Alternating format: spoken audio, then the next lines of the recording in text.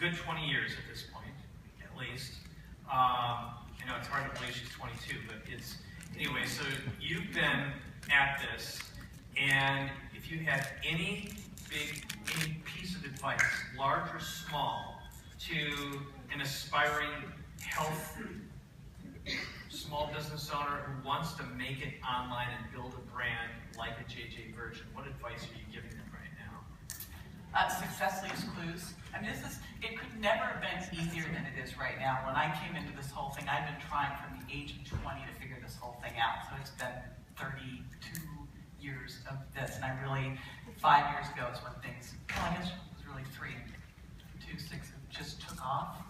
I think I met you 2 years ago. Yeah, that's when everything just went crazy. It's like in business, you have the formulation, the concentration, and you just hit momentum, which is where I'm at.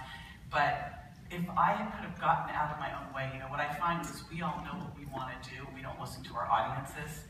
So even though they kept telling me, and so often the thing that people are really resonating with you is right under your nose, but you cannot see it, which is why it's so important to be in, have coaches and mastermind groups, because they're the people who help me.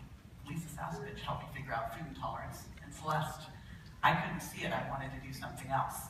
And sugar, same thing. So your audience really will tell you this, but you probably won't see it. That thing you're so good at, you just kind of discount it. Great. So I'm going to just translate that. It really comes down to getting and keeping a conversation going all the time.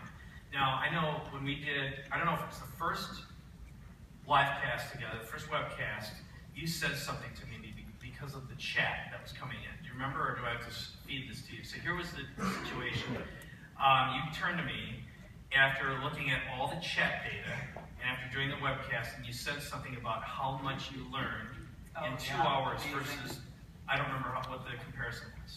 So, well, what's so great about live casting is you're getting instant feedback. You'll know every objection. You'll get all the success stories. And I mean, that was the biggest gold of all of that. And then the other piece of the live cast is if you entertain people too much, they will not buy because you're mesmerizing them. So you always got to mesmerize them. If you educate them too much, right? Educate, entertain. I mean, if they're too mesmerized, one of the things we do on PBS is you mesmerize them and then they have someone else do a little pitch, so they hit the buy button and then you mesmerize them so you keep them going back and forth. So I'm not sure what that had to do with anything. Okay, it's all